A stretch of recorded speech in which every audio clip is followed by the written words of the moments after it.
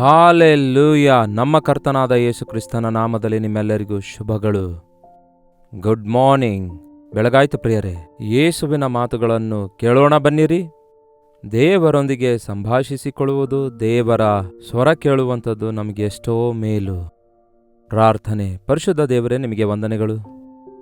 ಬೆಳಗಿನ ಜಾವದಲ್ಲಿಯೇ ನಿನ್ನ ಬಾಗಿಲ ಬಳಿಯಲ್ಲಿ ಕಾದುಕೊಂಡಿರುವುದಕ್ಕಾಗಿಯೂ, ನಿಮ್ಮ ಕೃಪೆಗಾಗಿ ಬೇಡಿಕೊಳ್ಳುವುದಕ್ಕಾಗಿಯೂ, ನಮ್ಮ ಅನುದಿನದ ಆಹಾರವನ್ನು ನಮಗೆ ಒದಗುವ ಹಾಗೆ, ನಮ್ಮ ಆಧ್ಯಾತ್ಮಿಕ ಶಾರೀರಿಕ ಪ್ರತಿ ಅವಶ್ಯಕತೆ ತೀರುವ ಹಾಗೆ ನಿಮ್ಮ ಸನ್ನಿಧಿಯಲ್ಲಿ ಕಾದುಕೊಂಡಿರುವುದಕ್ಕಾಗಿ ಕೊಟ್ಟ ಈ ಸಮಯಕ್ಕಾಗಿ ವಂದನೆಗಳು. ಆಶೀರ್ವದಿಸಿರಿ ಎಂದು ಕ್ರಿಸ್ತನ ನಾಮದಲ್ಲಿ ಬೇಡುತ್ತೇನೆ ತಂದೆಯೇ, ಆಮೇನ್. ದೇವರಿಗೆ ಸ್ತೋತ್ರ. ಬೆಳಗಾದ ಕೂಡಲೇ ಏನನ್ನು ಅಡಿಗೆ ಮಾಡಬೇಕು, ಯಾವ ಬ್ರೇಕ್ಫಾಸ್ಟ್ ಮಾಡಿ ತಿನ್ನಬೇಕು.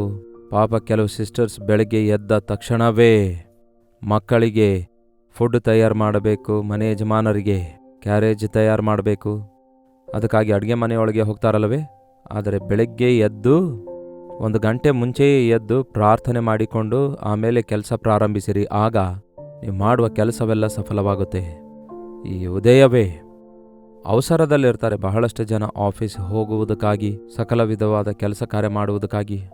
ಆದರೆ ಎಷ್ಟೇ ಕೆಲಸ ಇದ್ದರೂ ಕೂಡ ಮೊದಲ ಗಳಿಗೆ ಯೇಸುವಿಗೆ ಕೊಡೋದಾದರೆ ಆಗ ನಾವು ಎಷ್ಟೋ ಹೆಚ್ಚಾಗಿ ಆಶೀರ್ವದಿಸಲ್ಪಡ್ತೇವೆ. ಆತನೊಂದಿಗೆ ಮಾಡುವ ಪ್ರತಿ ಕೆಲಸ ಸಫಲವಾಗುತ್ತೆ. ಅಷ್ಟೇ ಅಲ್ಲ, ದೇವರು ದೇವರು ದೇವರು ಅನ್ನುವುದಾದರೆ ನಮಗೆ ಎಲ್ಲ ಕೆಲಸ ಹೇಗಾಗುತ್ತೆ? ದೇವರು ದೇವರು ಅಂತ ಹೇಳಿ ಕೂತ್ಕೊಂಡ್ರೆ ಆಗುತ್ತಾ ಎಂಬುದಾಗಿ ಕೆಲವೊಂದು ಜನ ಇವತ್ತು ಕೂಡ ಮಾತಾಡ್ತಾರೆ. ಬಹಳ ವಿಚಿತ್ರ. ಯಾಕೆ ಹಾಗಾಗಲ್ಲ? ದೇವರಿಗೆ ನಿಮ್ಮ ಕೆಲಸ ಒಪ್ಪಿಸುವುದಾದರೆ, ನಿಮ್ಮ ಕಾರ್ಯಭಾರ ಆತನಿಗೆ ಒಪ್ಪಿಸುವುದಾದರೆ ಅವು ಸಫಲವಾಗ್ತವೆ.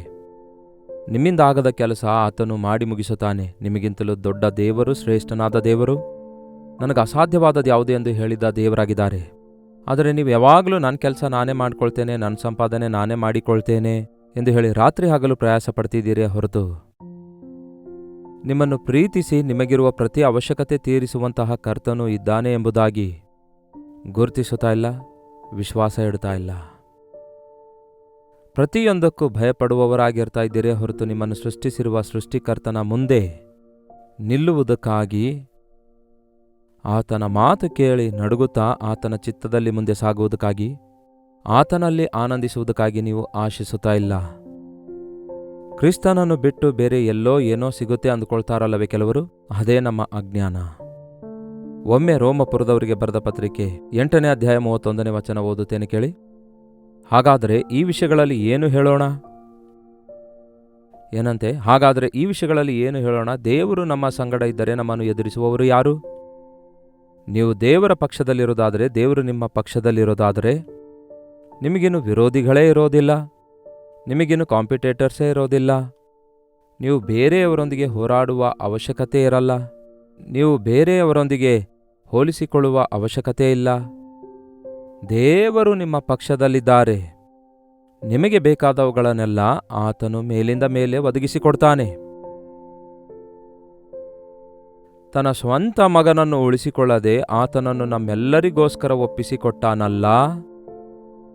ಏನಂತೆ? ಆತನನ್ನು ನಮ್ಮೆಲ್ಲರಿಗೋಸ್ಕರ ಒಪ್ಪಿಸಿಕೊಟ್ಟನಲ್ಲ, ಮಗನನ್ನು ಕೊಟ್ಟ ಮೇಲೆ ಸಮಸ್ತವನ್ನು ನಮಗೆ ದಯಪಾಲಿಸದೆ ಇರುವನೇ.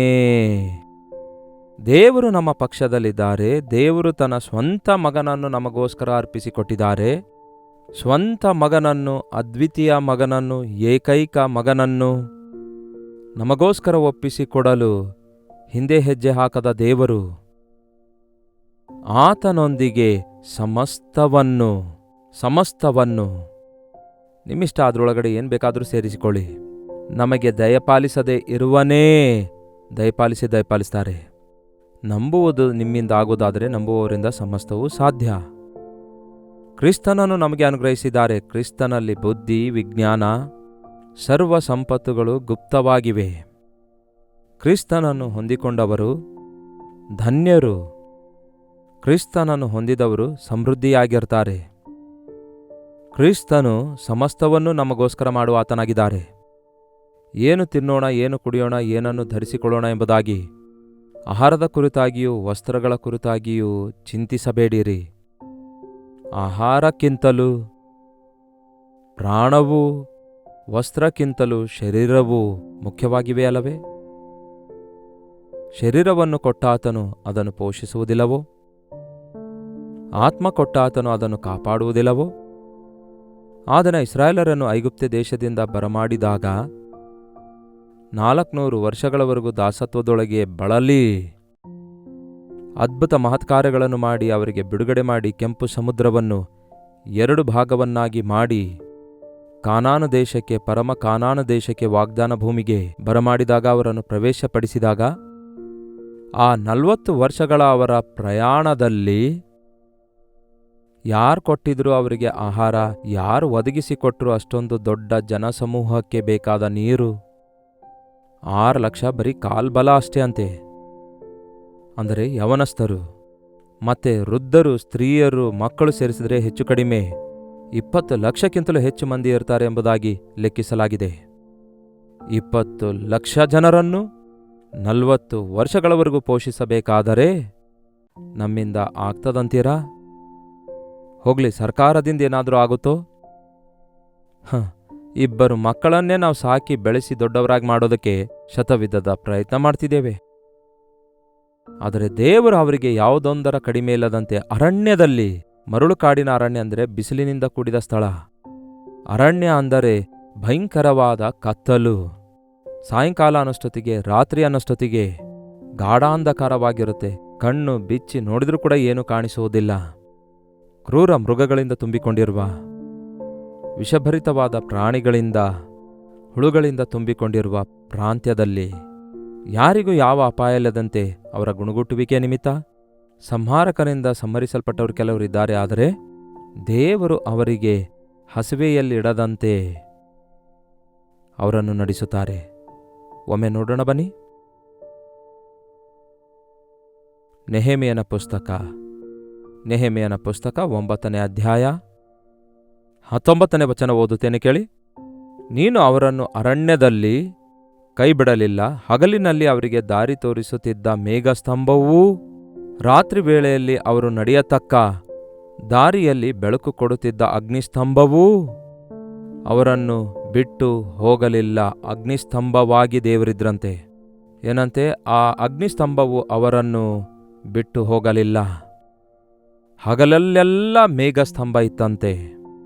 ಮೇಘದ ಕೆಳಗಡೆ ಎಂದಾದರೂ ನಡೆದಿದ್ದೀರೋ ಇಲ್ಲವೋ? ಆದರೆ ಊಟಿ, ಕುನ್ನೂರು ಪ್ರಾಂತ್ಯಗಳಲ್ಲಿ ನಾನು ಸೇವೆ ಮಾಡ್ತಿರುವಾಗ ಆ ಬೆಟ್ಟಗಳ ಮೇಲೆ ನಡೆಯುವಾಗ ಆ ಮೇಘಗಳು ಕೈಯಿಂದ ಬೇಕಾದರೆ ನಾವು ಟಚ್ ಮಾಡ್ಬೋದು.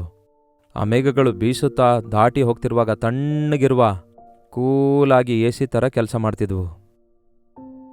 ದೇವರು ಅವರನ್ನು, ಅವರ ಹಸುಕೂಸುಗಳನ್ನು ಬಿಸಿಲು ತಾಕದಂತೆ ನಡೆಸಿದ್ರು. ಆ ವೃದ್ಧರು ಸಾಯಲಾರದೆ ಉಳಿಯಬೇಕೆಂದು ಆ ಅರಣ್ಯದಲ್ಲಿ ದೇವರು ಮೇಘಸ್ತಂಭವನ್ನೇ ಇಟ್ಟರಂತೆ. ಹಾಗೆಯೇ ರಾತ್ರಿ ಆದಾಗ ಲೈಟ್ಸ್ ಹಾಕೊಳ್ಬೇಕು ನಾವು.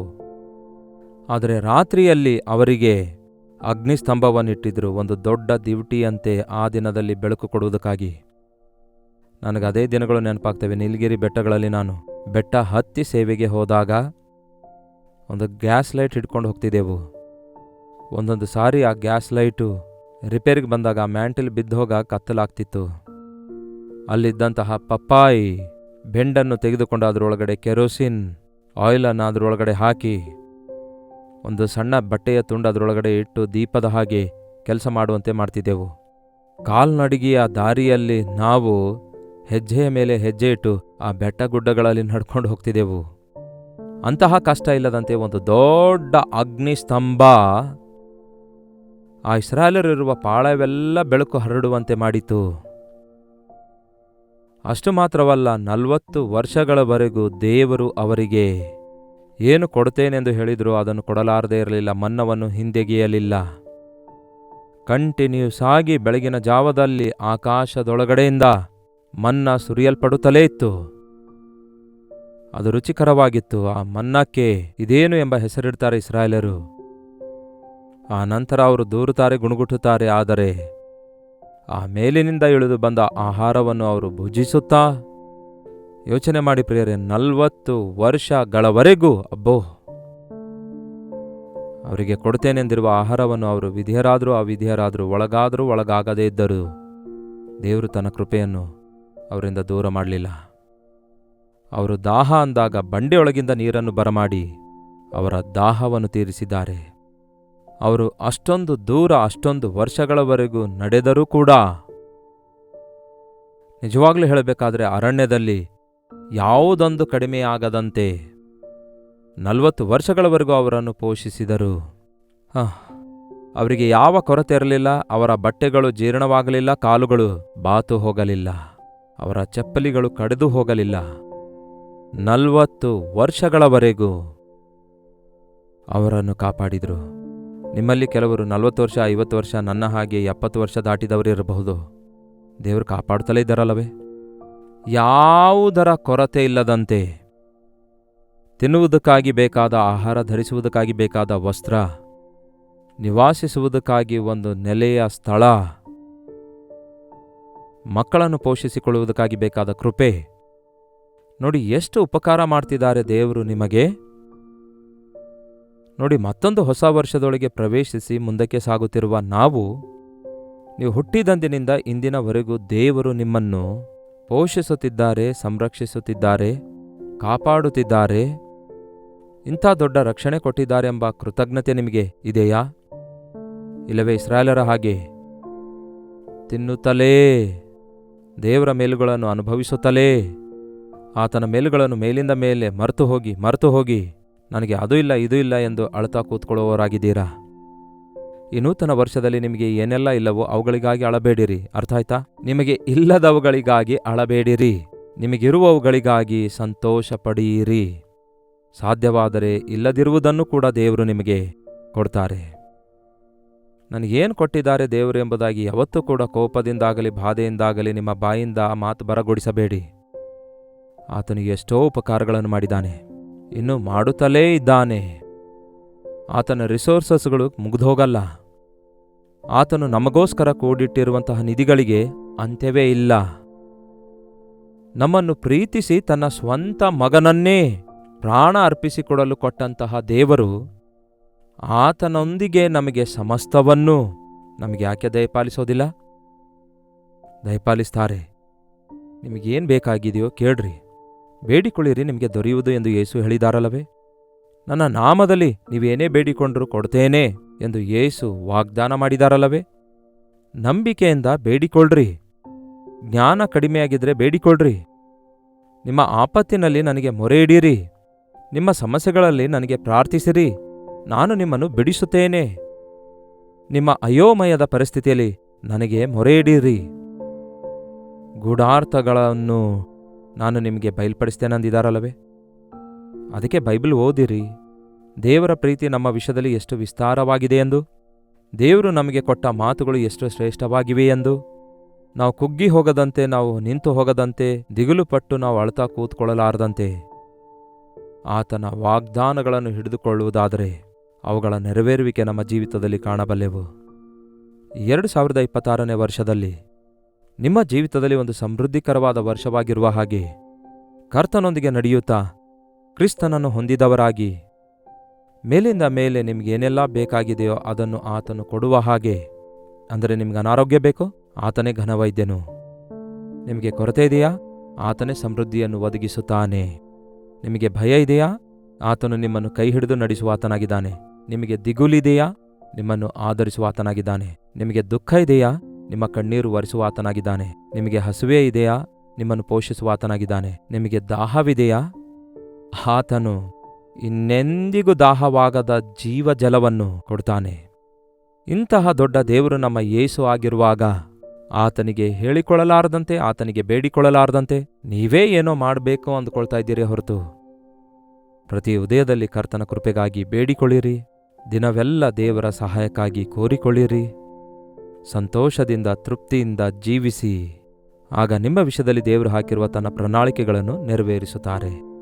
ಪ್ರಾರ್ಥನೆ. ಪರಿಶುದ್ಧ ದೇವರೇ, ಪ್ರೀತಿಯುಳ್ಳ ತಂದೆಯೇ, ಮತ್ತೊಂದು ಸಾರಿ ನಿಮಗೆ ವಂದನೆಗಳನ್ನು ಸಲ್ಲಿಸ್ತೇವೆ. ನಮಗೋಸ್ಕರ ನಿಮ್ಮ ಸ್ವಂತ ಮಗನನ್ನೇ ಒಪ್ಪಿಸಿಕೊಟ್ಟಿದ್ದೀರಿ. ನನ್ನ ಯೇಸು ನನಗೋಸ್ಕರ ಈ ಲೋಕಕ್ಕೆ ಬಂದು ಶಿಲುಬೆಯ ಮೇಲೆ ಮೊಳೆಯಿಂದ ಜಜ್ಜಲ್ಪಟ್ಟು ತನ್ನನ್ನು ತಾನು ಬರಿದು ಮಾಡಿಕೊಂಡು ಹೀನಕ್ಕಿಂತಲೂ ಬಹುಹೀನವಾದ ಶಿಕ್ಷೆಯನ್ನು ಅನುಭವಿಸಿ ನಮ್ಮನ್ನು ಬಿಡಿಸುವುದಕ್ಕಾಗಿಯೂ ನಮ್ಮ ಪಾಪ ಕ್ಷಮಿಸುವುದಕ್ಕಾಗಿಯೂ ಮಾಡಿರುವ ಯಾಗಕ್ಕಾಗಿ ಯೇಸುವೇ ನಿಮ್ಮನ್ನು ಸ್ತುತಿಸ್ತೇವೆ. ನಮ್ಮ ಮನೋನೇತ್ರಗಳನ್ನು ಬೆಳಗಿಸಿ ನಾವು ಆರಾಧಿಸುವ ದೇವರು ನಮ್ಮನ್ನು ಎಷ್ಟು ಪ್ರೀತಿಸುತ್ತಾರೆ ಎಂದು ನಂಬುವ ಹಾಗೆ ನಮ್ಮ ಪ್ರತಿ ಅವಶ್ಯಕತೆ ತೀರಿಸುವ ಆತನಾಗಿದ್ದೀರಿ ಎಂದು ನಂಬಿ ನಿಮ್ಮ ಸನ್ನಿಧಿಯಲ್ಲಿ ಸ್ತುತಿಯನ್ನು ಸಲ್ಲಿಸಿ ನಿಮ್ಮನ್ನು ಬೇಡಿಕೊಳ್ಳಲು ನಮ್ಮಲ್ಲಿ ಪ್ರತಿಯೊಬ್ಬರಿಗೂ ಸಹಾಯ ಮಾಡಿರಿ ಎಂದು ಕ್ರಿಸ್ತನ ನಾಮದಲ್ಲಿ ಬೇಡುತ್ತೇನೆ ತಂದೆಯೇ, ಆಮೇನ್. ತಂದೆಯಾದ ದೇವರ ಪ್ರೀತಿಯೂ ಮಗನಾಗಿರುವ ಕ್ರಿಸ್ತನ ಕೃಪೆಯೂ ಆದರಣೆಕರ್ತನಾದ ಪವಿತ್ರಾತ್ಮನ ಸಹವಾಸವು ಕೂಡಿ ಬಂದಿರುವ ನಮ್ಮೆಲ್ಲರ ಸಂಗಡ ಇಂದಿಗೂ ಸದಾಕಾಲಕ್ಕೂ ನೆಲೆಯಾಗಿರಲಿ. ಆಮೇನ್. ದೇವರಿಗೆ ಸ್ತೋತ್ರ. ನಿಮ್ಮ ಪ್ರಾರ್ಥನಾ ಮನವಿಗಳನ್ನು 8939731313 ನಂಬರ್ಗೆ ಹಾಗೂ ಇತರ ದೇಶದಿಂದ ವೀಕ್ಷಿಸುವುದಾದರೆ ಕೊಡಲ್ಪಟ್ಟ ಇದೇ ನಂಬರ್ಗೆ ಒಂದು ಟೆಕ್ಸ್ಟ್ ಆಗಲಿ ವಾಯ್ಸ್ ಮೆಸೇಜ್ ಮುಖಾಂತರ ವಾಟ್ಸಪ್ ಕಳಿಸಿಕೊಡಿರಿ. ನಾವು ನಿಮಗಾಗಿ ಪ್ರಾರ್ಥಿಸ್ತಿದ್ದೇವೆ, ನೀವು ಕೂಡ ಪ್ರಾರ್ಥಿಸಿರಿ. ದೇವರು ತಪ್ಪದೆ ನಮ್ಮೆಲ್ಲರ ಪ್ರಾರ್ಥನೆಗೆ ಉತ್ತರ ಕೊಡ್ತಾರೆ. ಡಾಕ್ಟರ್ ಜಯಪಾಲ್ ಕನ್ನಡ ಯೂಟ್ಯೂಬ್ ಚಾನಲನ್ನು ಲೈಕ್ ಮಾಡಿ, ಶೇರ್ ಮಾಡಿ, ಕಾಮೆಂಟ್ ಸೆಕ್ಷನ್ನಲ್ಲಿ ಬಂದು ನಿಮ್ಮ ಹೆಸರು ಟೈಪ್ ಮಾಡೋದನ್ನು ಮರಿಬೇಡಿ. ಮಾತ್ರವಲ್ಲ, ಈ ದಿನ ಬುಧವಾರವಲ್ಲವೋ ಮಧ್ಯವಾರದ ಪ್ರಾರ್ಥನೆ ಕೂಟ ಇರುತ್ತೆ. ನಿಮ್ಮ ಸಭೆಗಳಲ್ಲಿ ಕೂಡ ಪ್ರಾರ್ಥನೆ ಕೂಟ ಇದ್ದಿರುತ್ತೆ. ಈ ಮಧ್ಯವಾರ ಪ್ರಾರ್ಥನೆ ಕೂಟಕ್ಕೆ ದಯಮಾಡಿ ನಿಮ್ಮ ಸಭೆಗಳಿಗೆ ಹೋಗಿ ಆಧ್ಯಾತ್ಮಿಕವಾಗಿ ಬಲಗೊಳ್ಳಿರಿ. ಮತ್ತೆ ನಾಳೆ ಭೇಟಿಯಾಗೋಣ. ಅಲ್ಲಿವರೆಗೂ ದೇವರ ಮಹಾಕೃಪೆ ನಿಮ್ಮೆಲ್ಲರೊಂದಿಗಿರಲಿ.